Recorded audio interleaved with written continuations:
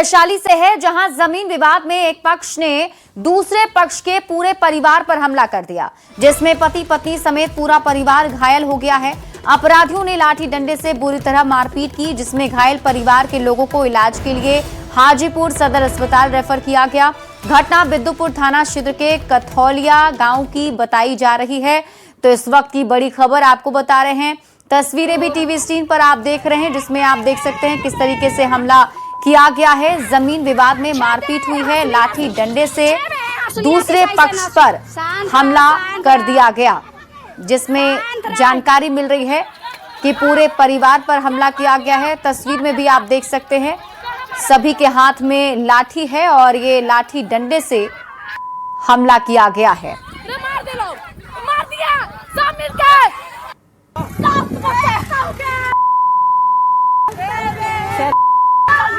बना रहे हो प्रूफ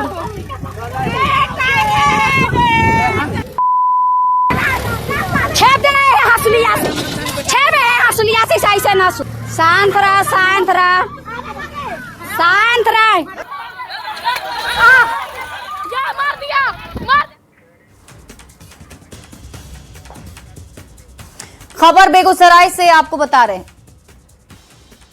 जहां रिफाइनरी में मजदूरों का आंदोलन दूसरे दिन हिंसक हो गया। मुआवजे की मांग को लेकर धरने पर बैठे मजदूर और पुलिस के बीच टकराव के बाद जमकर बवाल हुआ है। इस दौरान रिफाइनरी गेट पर तोड़फोड़ और कार्यालय के सामान को क्षतिग्रस्त कर दिया गया।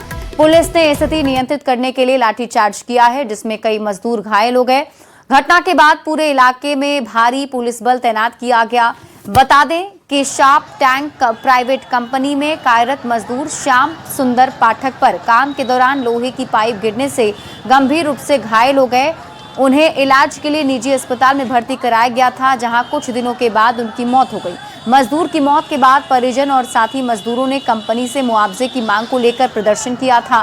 प्रदर्शन के दौरान कंपनी ने 17 लाख रुपए मुआवजा देने का आश्वासन दिया था।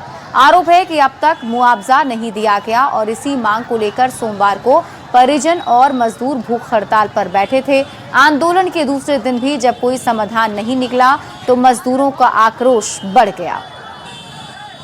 एक तरह से माने तो, क्योंकि वो लोग जो है डंडा चार्ज के बहुत मारे पीटे सब मजदूर को। यहाँ तक पीड़ित जो औरत है उनके साथ भी घटना, उनको भी मारा, बहुत मारा उनका बहुत हालत गंभीर है। वहाँ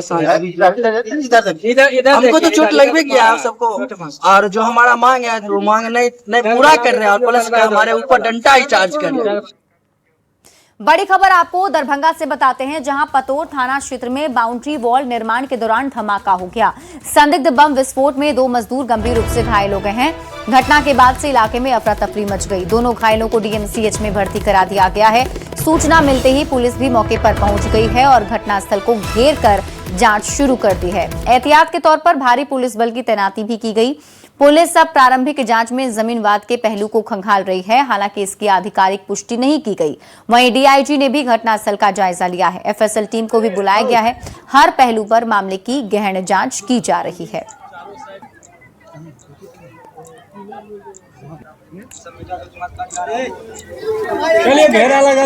आज कुछ विवाद मतलब कि हम थे ही नहीं, काम ही बंद था, तो हम चले गए थे घर। सुबह आए थे, एक बार घूम करके चले गए। अब मालूम हुआ घर पे था तो मालूम हुआ कि ऐसे ऐसे आपके ज़मीन पे कोई बम फटा है। तब वहाँ से भाग करके आया तो पता चला कि जो 2 मजदूर थे और वो मजदूर के एक का हाथ डैमेज बता रहे हैं, एक का सर पे चोट हुई। ये सुबह में आए थे, एक अगर झोला टंगा हुआ था, ये बोले क्या झोला में क्या है, बोला कि हमरे पास हमरे मालूम नहीं है इसमें क्या है। तो दोनों लेबर सेटिंग उठा रहा था, खोल रहा था। खोलने के बाद झोला उठाया, एक आदमी खोला ना, वही जगह पर सुबह जो काम कर रहे थे मजदूर, उनको इंजरी हुआ है और बड़ा सा आवाज़ आया है। तो उसी क्रम में यहाँ थानाध्यक्ष आके जांच किए और उन्होंने सूचना दी वरीय पदाधिकारी लोगों को, और एफएसएल टीम को यहाँ बुलाया गया है और हम लोग जांच कर रहे हैं कि ये कारण क्या हुआ, क्या है। पटना में एक रिटायर्ड प्रोफेसर डिजिटल ठगी का शिकार हुए हैं। उन्होंने 13 दिनों में अपनी जीवन भर की 82,53,000 रुपए की जमा पूंजी गंवा दी है। पीड़ित फुलवारी शरीफ नया टोला के रहने वाले रिटायर्ड आयुष डॉक्टर और प्रोफेसर डॉक्टर मोहम्मद गयासुद्दीन हैं। 27 मार्च को एक अनजान नंबर से फोन आया। कॉल करने वाले ने खुद को जांच एजेंसी का अधिकारी बताते हुए कहा कि उनके बैंक खाते का इस्तेमाल मनी लॉन्ड्रिंग में हुआ है। उन्हें और उनके परिवार के सदस्यों को गिरफ्तारी का डर दिखाकर उन्हें किसी से बात नहीं करने से इनकार किया। इसके बाद डिजिटल अरेस्ट का खेल शुरू हुआ। लगातार व्हाट्सएप और वीडियो कॉल पर निगरानी रखी गई। परिवार से दूरी बनाने को कहा गया। यहां तक कि हर गतिविधि पर नजर रखी गई और मानसिक दबाव बनाकर उनसे अलग अलग बैंक खातों में पैसे ट्रांसफर कराए गए। प्रोफेसर ने एसबीआई और यूपीआई के माध्यम से कुल 82,53,000 रुपए साइबर ठगों के खातों में भेज दिए। जब ठगों का संपर्क टूट गया तब उन्हें एहसास हुआ कि वे साइबर फ्रॉड का शिकार हो चुके हैं। दोनों मोबाइल का वीडियो ऑन रखा और 27 मार्च से 8 अप्रैल तक 13 दिन तक उसको कहा कि अपने कमरे में आप ऐसे एंगल पर रखें कि दोनों आदमी नजर आइए, पति पत्नी दोनों, और मेन गेट में ताला लगाइए और कोई बाहर का आदमी आना नहीं चाहिए। अपने मेड को, एक मेड सर्वेंट है, वाइफ को सफाई के लिए मेड को 1 घंटा सुबह में बुलाइए, 1 घंटा शाम में बुलाइए और इसके अलावा किसी और को आने मत दीजिए और एकदम सेक्रेसी मेंटेन रखिए। अगर ज़रा सा भी आपने लीक किया तो जैसा आपके लिए बहुत ही भारी पड़ेगा। वीडियो कॉल पे लगातार इनको कई तरह की धमकियां दी जा रही थी और इस तरह की भी धमकियां दी जा रही थी कि घर में या किसी भी व्यक्ति, जान पहचान परिचित से किसी भी व्यक्ति से यह सूचना नहीं शेयर करें कि आपके ऊपर देशद्रोह का मामला है और आपको डिजिटल अरेस्ट कर लिया गया है। इस तरह से डरा धमका करके उन अपराधियों द्वारा इन आवेदक से करीब 82,53,000 रुपया की ठगी कर ली गई थी। बड़ी खबर गोपालगंज से आ रही है। एनआईए की टीम गोपालगंज पहुंची। मानव तस्करी के मामले में एनआईए की नगर थाने के साधु चौक मोहल्ले में जांच चल रही है। प्रदीप सिंह नाम के एजेंट पर बेतिया के सत्यनारायण को कंबोडिया भेजकर साइबर फ्रॉड का काम कराने का आरोप है। एनआईए ने जांच करने के बाद 10 जुलाई को पटना पूछताछ के लिए बुलाया। बताया जा रहा है कि बेतिया के युवक को 2024 में विदेश भेजा गया था, जहां उसे कंबोडिया भेज दिया गया और साइबर फ्रॉड का काम किया जाने लगा। किसी तरह से साइबर अपराधी के चंगुल से निकलकर भारत पहुंचे सत्यनारायण ने इसकी शिकायत एनआईए में दर्ज कराई थी, जिसके बाद जांच के लिए टीम पहुंची है। इसके पहले भी गोपालगंज के एजेंटों द्वारा कई युवक को कंबोडिया भेजने का मामला आ चुका है सामने, जिसकी जांच एनआईए कर रही है। हालांकि एजेंट प्रदीप सिंह ने कहा कि कंबोडिया से लौटने के बाद युवक के सभी पैसे वापस कर दिए गए थे और फिर से शिकायत की गई, जिसके बाद जांच के लिए एनआईए पहुंची है।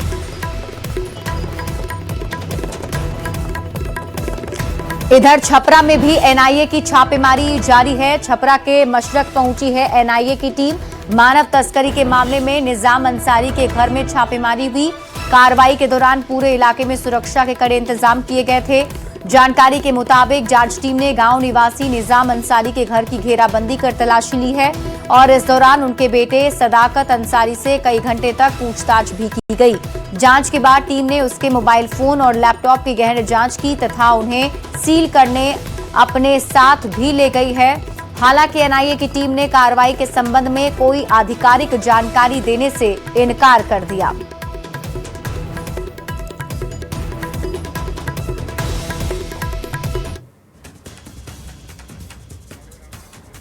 और इस वक्त की बड़ी खबर आपको बाढ़ से बताते हैं। पुलिस ने बड़ी कार्रवाई की है। तस्करों को खदेड़ कर पकड़ लिया है। 1 क्विंटल गांजा भी बरामद किया गया है। 6 तस्कर गिरफ्तार किए गए हैं। 3 गाड़ियां जब्त की गई हैं। 25 लाख की गांजा खेप पकड़ी गई। एसडीपीओ ने 6 लेन पर यह जाल बिछाया था, जहां पुलिस को बड़ी कामयाबी मिली है। तो इस वक्त की बड़ी खबर आपको बाढ़ से बता रहे हैं। 1 क्विंटल गांजा पुलिस ने बरामद किया है। 6 तस्कर भी गिरफ्तार किए गए हैं। जानकारी के मुताबिक 3 गाड़ियों को जब्त किया गया है। पुलिस अधीक्षक महोदय के निर्देशन में जो एसआईयू की टीम है पटना की, उनसे हमने समन्वय स्थापित करते हुए हाथीदह थाना प्रभारी जो हैं अभिषेक, उन लोगों ने जॉइंट टीम जो है मैजिस्ट्रेट के साथ रेड किया। इस सूचना के आधार पे वहां से हमने 3 गाड़ियां बरामद की। एक थार ब्लैक कलर की थार गाड़ी है, एक व्हाइट कलर की एर्टिगा है और एक व्हाइट कलर की स्विफ्ट डिजायर। इन गाड़ियों की विधिवत तलाशी ली गई मैजिस्ट्रियल प्रेजेंस में, जिसमें कि हमने पाया कि वहां पर 10-10 किलो के जो है वो गांजा का खेप वहां पर इन गाड़ियों में मौजूद था, जो कि कुल 100 किलो गांजा था। इस भारी खेप को हम लोगों ने विधिवत बरामद किया है और साथ ही 6 लोगों को गिरफ्तार किया है। सिवान से एक दर्दनाक खबर सामने आई है, जहां शहर के नगर थाना क्षेत्र के थाना मोड़ के पास नाले में गिरकर एक अज्ञात महिला की मौत हो गई। इस हादसे के बाद अब स्थानीय प्रशासन पर गंभीर सवाल उठ रहे हैं कि आखिर शहर के बीचों बीच बने इस नाले को ढककर क्यों नहीं रखा गया था। प्रत्यक्षदर्शियों के मुताबिक महिला नाले के किनारे बैठी हुई थी और तभी अचानक उसका पैर फिसल गया और वो सीधे गहरे नाले में जा गिरी। महिला को गिरता देख स्थानीय लोगों ने शोर मचाया, जिसके बाद आसपास के लोग तुरंत मदद के लिए दौड़े।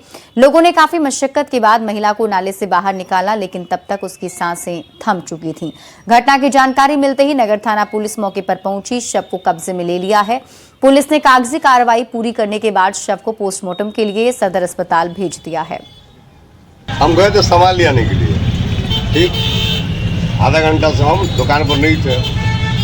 उसके बाद आए हैं, देखें पूरा मजमा लगा हुआ है। एक औरत तो रही का कि हम आए हैं तो यहाँ बैठी थी, कहाँ पर रही थी, वो नालवा में गिर गई। तो अगल बगल के आदमी लोग उठाया है, जब तक एक सिपाही जी आए हैं। उसके बाद ढाई ढाई फ़ोन किए हैं और प्रशासन आ गया है। बस यही बात है।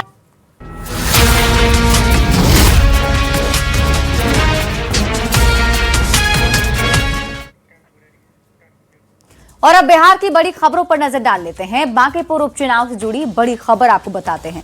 अभिषेक सिन्हा बंटी बने हैं बीजेपी के उम्मीदवार। संगठन के पुराने कार्यकर्ता पर बीजेपी ने भरोसा जताया है।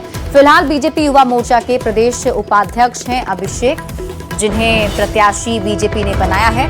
पटना महानगर युवा मोर्चा के अध्यक्ष रह चुके हैं। मंडल मंत्री और महामंत्री की जिम्मेदारी भी संभाल चुके हैं। 27 सालों से बीजेपी के कार्यकर्ता हैं अभिषेक सिन्हा बंटी, जिसे बीजेपी ने अपना उम्मीदवार बांकीपुर उपचुनाव के लिए बनाया है। तो इस वक्त की बड़ी खबर आपको बता रहे हैं, बड़ी जानकारी सामने आ रही है। अब ऐलान बीजेपी ने भी अपने प्रत्याशी के नाम का कर दिया है। बांकीपुर उपचुनाव को लेकर अभिषेक सिन्हा को बीजेपी ने अपना उम्मीदवार बनाया है। आपको बता दें, अभिषेक सिन्हा संगठन के पुराने कार्यकर्ता रहे हैं और फिलहाल बीजेपी युवा मोर्चा के प्रदेश उपाध्यक्ष हैं और पुराने कार्यकर्ता पर यह भरोसा बीजेपी ने जताया है। पटना महानगर युवा मोर्चा के अध्यक्ष भी रह चुके हैं।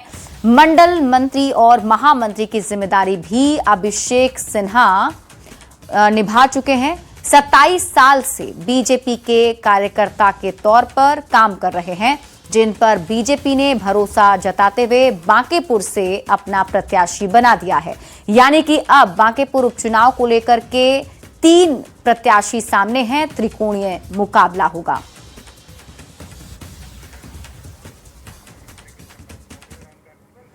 और इसी बीच आपको बड़ी खबर बताते हैं, सीएम सम्राट चौधरी ने अभिषेक सिन्हा बंटी को बधाई दी है।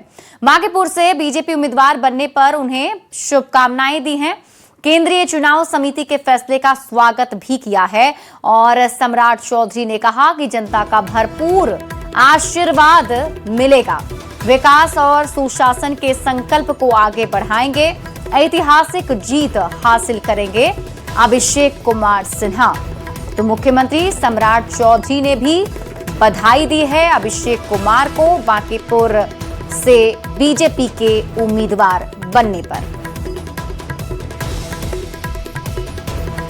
तो बांकीपुर सीट पर सियासी घमासान और आरजेडी के प्रत्याशी उतारने पर खटपट शुरू हो गई है। मतलब महागठबंधन में अलग से खटपट जारी है।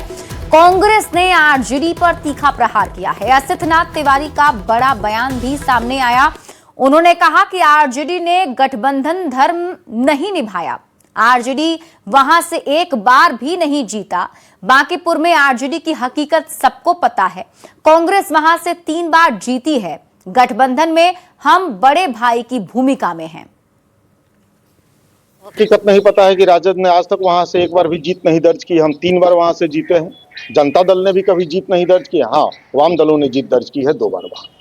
यह हकीकत भी सबको पता है। देखिए, गठबंधन का एक धर्म होता है और हमें दुख के साथ कहना पड़ रहा है कि हमारे गठबंधन के, हमारे परिवार के एक वरिष्ठ सदस्य ने गठबंधन धर्म का पालन नहीं किया। हम उस गठबंधन में बड़े भाई की भूमिका में हैं। निश्चित तौर पर त्याग की प्रत्याशा हम ही से होगी सबको, लेकिन परिवार की गरिमा की रक्षा का दायित्व भी तो हमारे ऊपर ही है। हम अपनी जिम्मेदारी से पीछे नहीं हटेंगे। तो बांकीपुर में आरजेडी की प्रत्याशी उतारने पर कांग्रेस आग बबूला है और सहयोगी पर गठबंधन धर्म नहीं निभाने का आरोप लगा रहा है। अब इधर आरजेडी का दावा है कि गठबंधन में कहीं कोई दिक्कत नहीं है, जो भी भ्रम की स्थिति है उस पर सभी दलों के बड़े नेता आपस में बैठक कर सुलझा लेंगे। पार्टी के प्रवक्ता मृत्युंजय तिवारी का दावा है 2025 के विधानसभा चुनाव में भी रेखा गुप्ता को 50,000 से ज्यादा वोट मिले थे। मृत्युंजय तिवारी ने कहा है कि गठबंधन के सहयोगी दलों को भी हकीकत पता है किसकी कितनी ताकत है। ये नहीं है। बांकीपुर विधानसभा चुनाव में 2025 में भी आरजेडी यहां से लड़ी थी, लगभग 50,000 वोट आए थे। तो ये आरजेडी का सीट था। आरजेडी ने अपना उम्मीदवार यहां से घोषित किया, जो लड़ी थी वही रेखा गुप्ता जी फिर से चुनाव लड़ रही हैं। देखिए, सारे सहयोगी दल हमारे जो भी हैं सबको हकीकत पता है और होना भी चाहिए कि जमीनी हकीकत क्या है, कि इसकी कितनी ताकत है धरातल पर। सीएम सम्राट चौधरी ने एक बार फिर अपराध को लेकर बड़ा बयान दिया और अपराधियों को फिर से चेतावनी दी है। सीएम ने कहा कि सरकार दो चीजों से कभी भी समझौता करने वाली नहीं है, वो है बिहार में अपराध और घुसपैठ। अपराधियों को बिहार से बाहर जाना ही होगा और घुसपैठियों को भी बाहर खदेड़ा जाएगा। दो चीजों से मैं कभी समझौता नहीं करता हूं। एक, कोई भी अपराधी हो उससे कोई समझौता नहीं हो सकता है, और दूसरा, ये जो सीमावर्ती इलाके हैं इसमें जो घुसपैठी है इससे भी समझौता हमारी सरकार कभी नहीं करेगी साथियों, क्योंकि अपराधी को जाना होगा, बिहार छोड़ना होगा। अपराध के लिए कोई जगह नहीं है साथियों, उसी तरह घुसपैठियों के लिए भी कोई जगह नहीं। बिहार सुशासन के लिए जाना जाता है। अररिया में सहयोग शिविर का आयोजन किया गया, जिसमें मुख्यमंत्री सम्राट चौधरी शामिल हुए। इस मौके पर सीएम ने कहा कि 30 दिन के भीतर आवेदन पर कार्रवाई हो रही है। अगर आदेश को लेकर किसी तरह की गड़बड़ी होती है, ऊपर के स्तर तक बात जा रही है। अगर समस्या का समाधान निचले स्तर के अधिकारियों से नहीं हो रहा है तो विभाग के सचिव स्तर के अधिकारी सुनेंगे। प्रत्येक दूसरे मंगलवार को, जिस तरह पहले मंगलवार को और तीसरे मंगलवार को सभी प्रखंडों में हम सहयोग शिविर लगाने का काम कर रहे हैं, उसी तरह पटना में जो समस्या का निदान नहीं हो पा रहा और कोई गलत आदेश पारित कर दे रहा है, और उसे चीजों की समीक्षा हमारे लेवल पर होगा। हमने कहा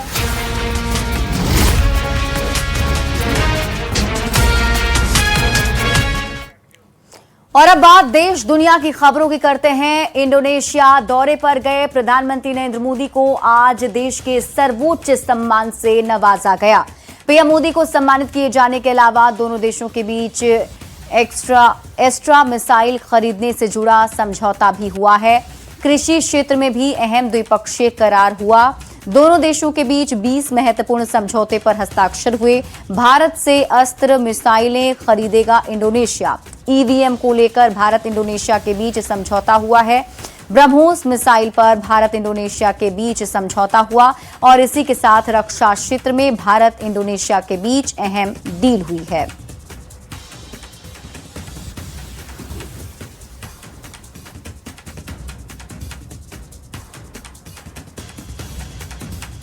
और अब आपको कारोबार की खबरें दिखाते हैं। भारतीय बुलियन बाजार में आज सोने चांदी की कीमत में अच्छी गिरावट आई है। 24 कैरेट सोना 1390 रुपए सस्ता होकर 1,46,020 रुपए प्रति 10 ग्राम के भाव पर बेचा जा रहा है, जबकि 22 कैरेट सोने का दाम 1,33,852 रुपए प्रति 10 ग्राम के भाव बेचा जा रहा है। वहीं चांदी की कीमतों में भी गिरावट देखी गई। चांदी 1.14% लुढ़ककर यानी कि 4500 रुपए से ज्यादा सस्ती होकर 2,33,416 रुपए प्रति किलोग्राम पर ट्रेड कर रही है।